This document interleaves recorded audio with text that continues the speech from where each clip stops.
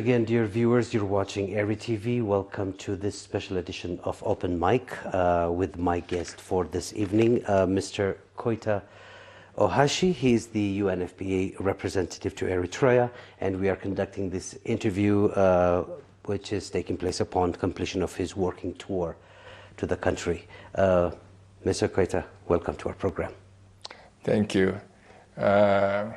I appreciate also opportunity for me to reflect on what I have been going through after 3 years in Eritrea. So it's a pleasure for me to be here and respond to your questions. All right. Mr. Keita, we will be talking about the reflections on achievements, impactful moments, collaboration with local stakeholders, youth and women empowerment. So let me start with what you consider the most significant achievements of UNFPA in Eritrea during your tenure. Thank you.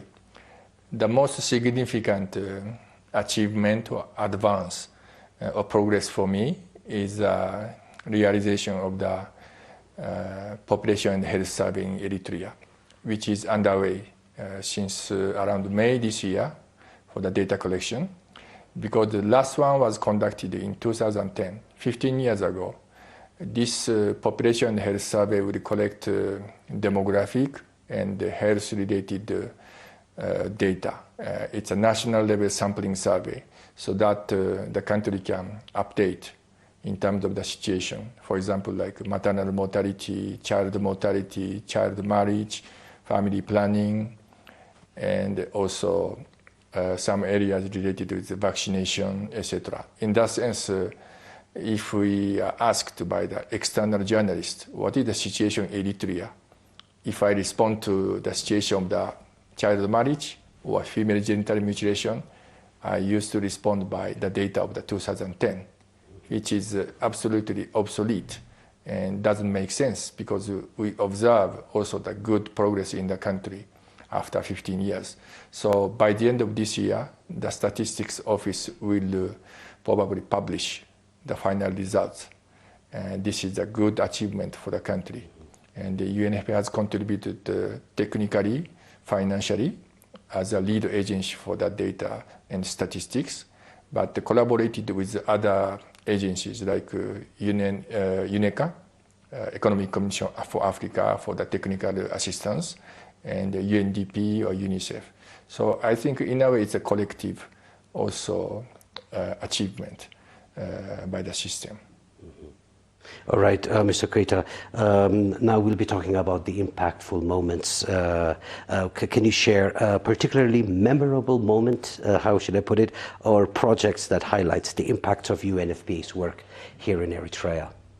Just to give you one example, I have always been impressed by the progress is a project on female genital mutilation. It's a joint program with UNFPA, UNICEF, in terms of the United Nations side, but in terms of the government side, Ministry of Health, Ministry of Social Welfare, and the National Union of Eritrean Women. They are working together, and since probably more than 5 years, probably 10 years, the country is working to eradicate this practice. The program is conducting a mapping survey every 2 years about to select some Zoba and Zoba and then see in terms of the progress, especially the girls under 5 years old or 1 year old, because that's the age when the girls get this kind of circumcision. Mm-hmm. But as you know, the country has already banned this practice since 2007. In that sense, how to implement this, I think, or how to eradicate this practice by abiding the law, that's a kind of challenge for the implementation. But I think for my past 3 years, each time I have either field visit or commemoration with the communities, I have been really impressed with the progress and commitment, either by the government, community, or in terms of stakeholder. For example, health personnel and or social welfare personnel.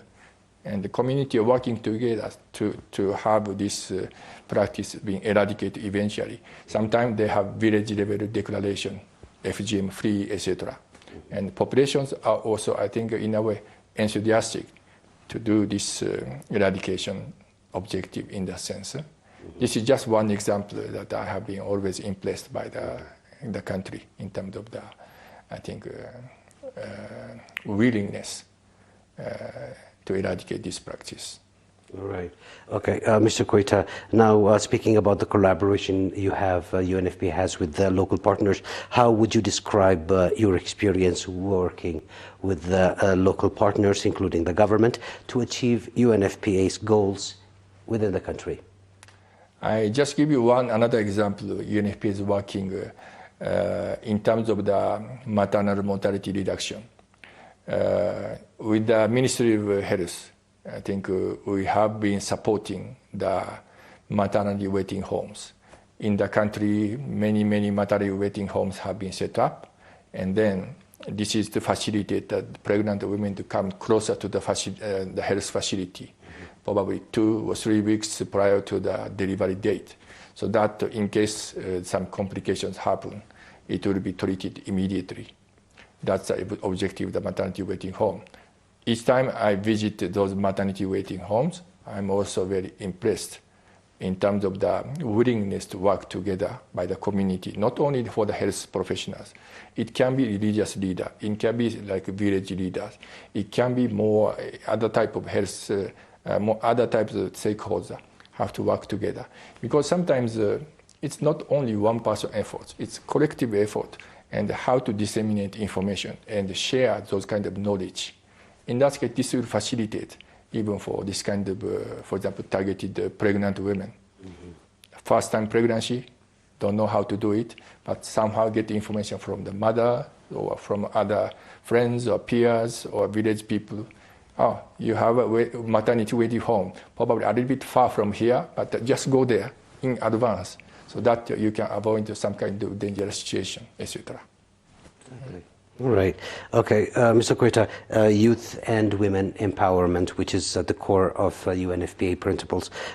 So what UNFPA focuses heavily on youth and women empowerment. What progress have you seen in these areas, and what initiatives are you most proud of supporting?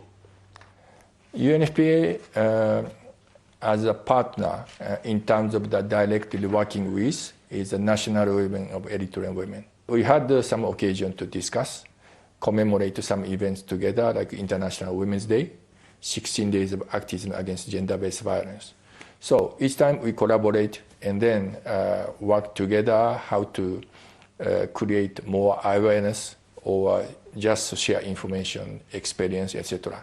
In that sense, I think I'm also very happy that we worked together and some progress. Of course, maybe not necessarily direct, but we can observe in terms of the either girls' education or sometimes more like work-related development. I think this is the area we can explore further even after my departure. But I think gender equality or empowerment of women and girls, that's eventually good for the society and the community. In that sense, I hope that government will continue the work so that all areas of this gender equality would be further advanced. All right, Mr. Keita, now speaking about the innovative approaches, were there any innovative strategies or programs implemented during your time in Eritrea that you believe could serve as a model for other countries? I will just give you one example related with maternity waiting home, but with combined with, we call it emergency funding. In my first year and also second year, United Nations system has received the funding in terms of the drought response related with, I think, this Eastern Africa can be more for part of the Kenya, Djibouti, Eritrea, Ethiopia, etc. So UNFPA was part of the stakeholders. We have targeted for the maternity waiting home. providing mostly for the food supply. Because the maternity waiting home, even if it's established in terms of the soft support, in terms of either material support and the food supply, etc., I think this usually comes from the families themselves. If they don't have enough resources, UNFPA supply for the food will help those mothers in terms of the nutrition aspects. In that sense, that's a good combination. Usually, our maternity waiting home technical support. In addition to that, we have provided this food supply. So this is one. But my third year, we have also received the funding related with this emergency for the response to the Sudanese people, fleeing from conflicts. And then we have targeted the western part of the country, like Teseni. And we are trying to provide food for the maternity waiting home in those regions. I know that I think Eritrea is very grateful to Sudan for their support to independence, etc. So that's why when I talked to the Minister of Health, she said the country is very welcome to accommodate Sudanese people. They are part of us, something like that. Really appreciate this position. So health facility, we had also initially thought might be overwhelmed with the arrival of those kind of people.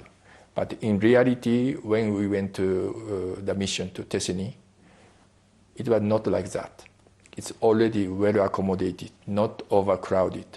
So I think as if they are part of the people living in the same place. So I think this is just one example that I was also impressed and happy with what we have provided. Interesting. Okay, Mr. Keita, now we speak about the legacy and sustainability. I mean, as you complete your mission here in Eritrea, what do you hope will be the lasting legacy of UNFPA's work in Eritrea? I think sincerely, I appreciate the government's position in terms of, for example, self-sufficiency, in terms of principle, and not rely on too much on external partners. Dependence may create unnecessary either political or economic or social burdens. In that sense, hope that our assistance will be somehow beneficial. In that sense, not necessarily in terms of providing lots of funding, but in terms of how to collaborate technically and trying to go to the same goal, achieve same objectives. In that sense, UNFPA is mandated area. Family planning, maternal health, and then gender equality, gender-based violence prevention, and statistics or data for development. For those three areas, I think the country is making good progress. But this should continue.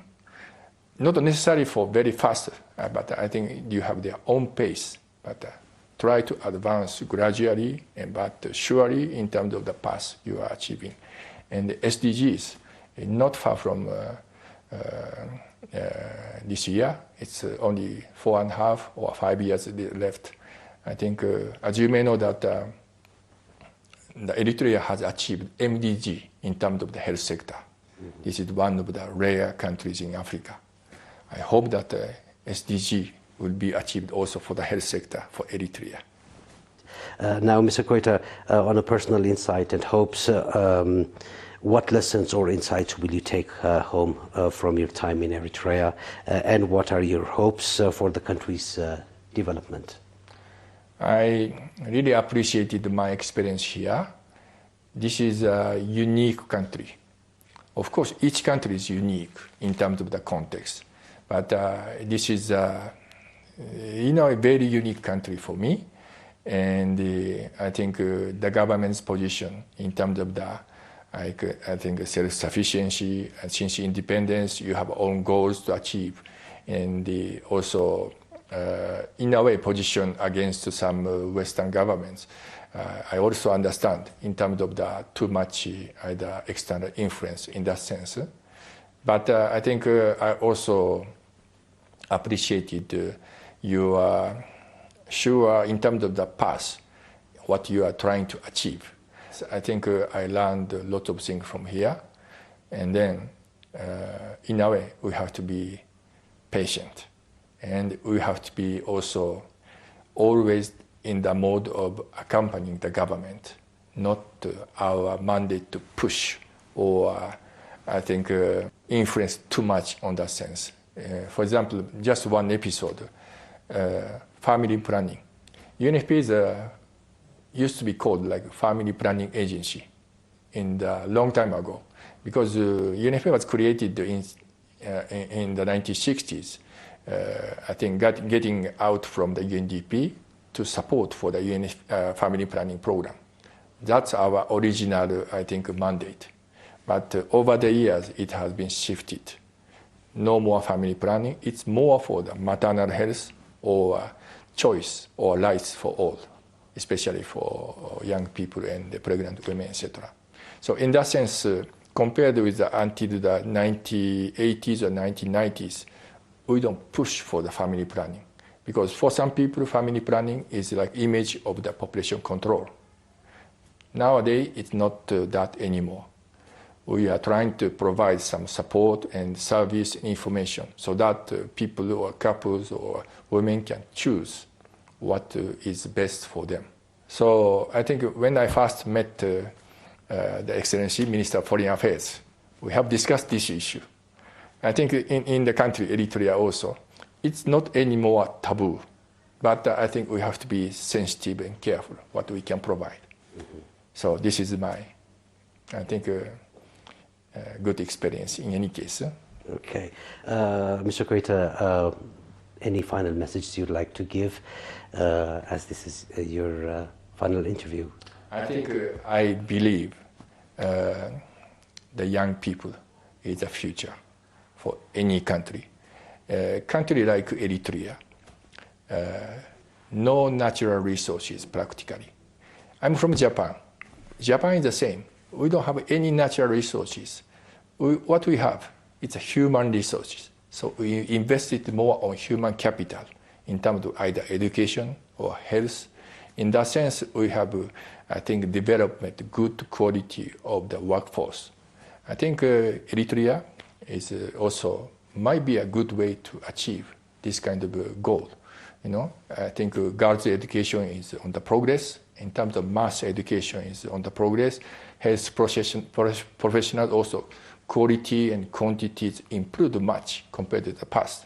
I think I wish that you continue this path so that you develop good human capital, so that you be more innovative yourselves. And coming from not only from one person, collectively you have a good, solid background. I think that's the foundation of the country for any place. Mr. Keita, thank you so much for your time, and we wish you all the best in the place that you will be reassigned. Dear viewers, that was Mr. Keita Ohashi, UNFPA representative to Eritrea, and we have conducted this interview as he's leaving the country and completing his working tour. That wraps up this week's Open Mic. It is good night from me.